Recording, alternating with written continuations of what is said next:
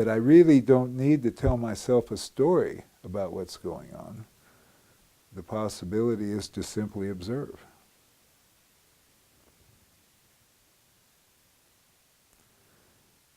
Many of you aren't old enough to remember Lowell Thomas, but when television started getting big back in the 50s and early 60s, I guess, there was this safari program that came on every week, and there was this, I don't know if he was British or what, but he had a very powerful stentorian voice.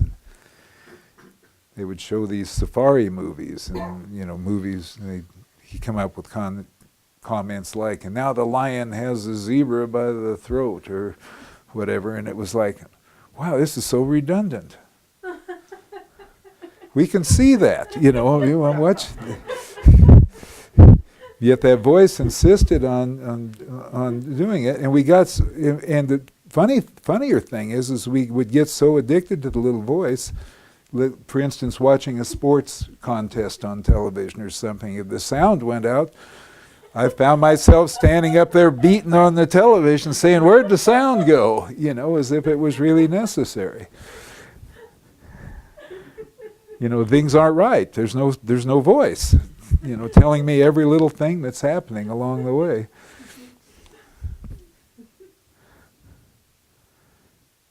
So there's one thing we can do with a little voice. It's not necessary to get rid of it, but we can just thank it for sharing.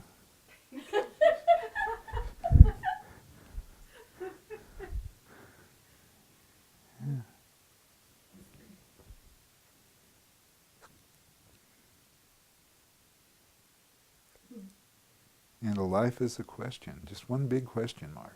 And everything fills in so beautifully.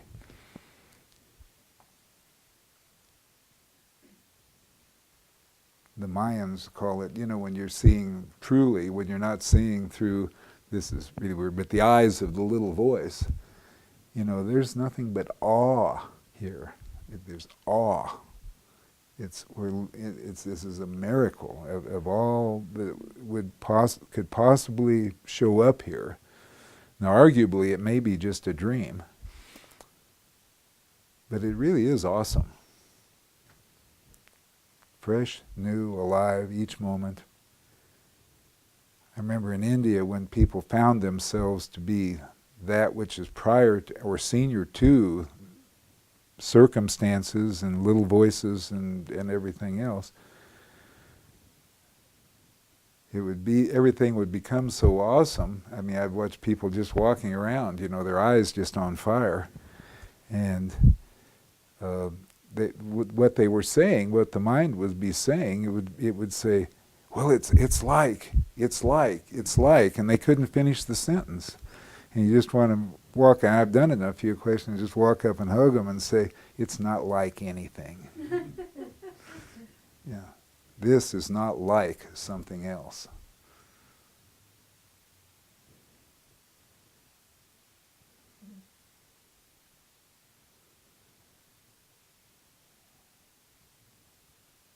So the possibility here is to know who you are. However, when we listen to the voice, it works in language, and it's a very dualistic concept. So it will say, well, who I am is like something else. When we basically have been taught, and for the most part believe, that we're this object called the body. And really, until that spell is broken, and what I mean by that I'm the body, that I'm exclusively the body, that I'm this thing right here that's limited by this skin, and everything inside the skin is me, everything outside is something else, is other. Unless we actually drop the inquiry to the level of the body, and bodily sensations is a good way of doing that,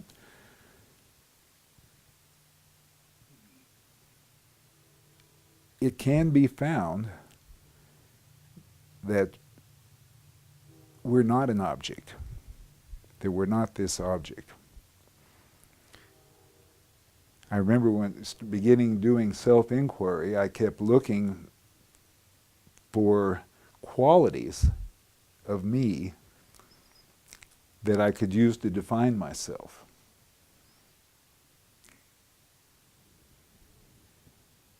What if I'm not an object? And what if, as being quote unquote not an object, there are no qualities available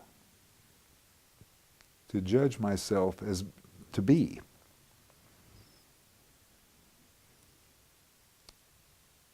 What if I'm not the sum total of the records in the brain? In other words, the contents of memory. What if I'm not that either? So it's normally called, the mind. The voice coupled with the memory and a few other variations is we generally call that mind. What if I'm not the body or the mind? What if I'm not an object at all? The mind will say, well, you must be the subject. And there is kind of a step there where one discovers oneself not to be, but to be watching this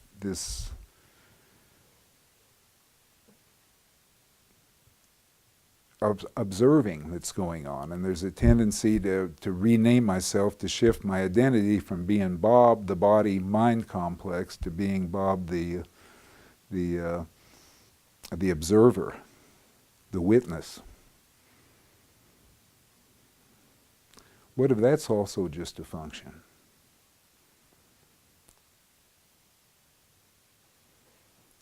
What if I'm not the object or the subject? Then who am I? Who am I really? This is the inquiry that we can live without even saying the words after a while. You don't even need the words. Who am I?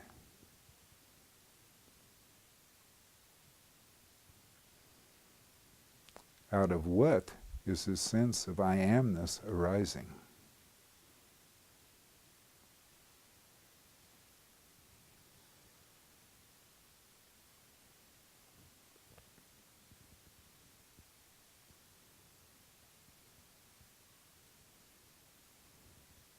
We can live as this question without verbalizing, without converting the honest inquisitiveness, the honest curiosity that almost all life seems to exhibit. You can simply live as that.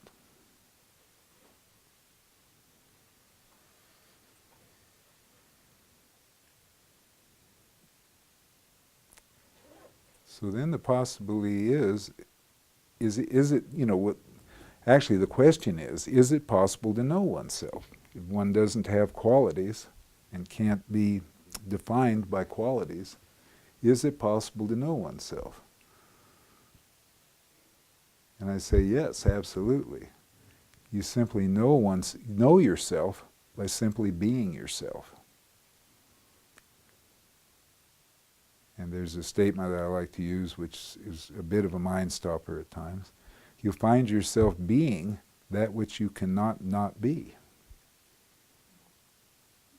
And if you cannot not be who you are, then no effort is required to be.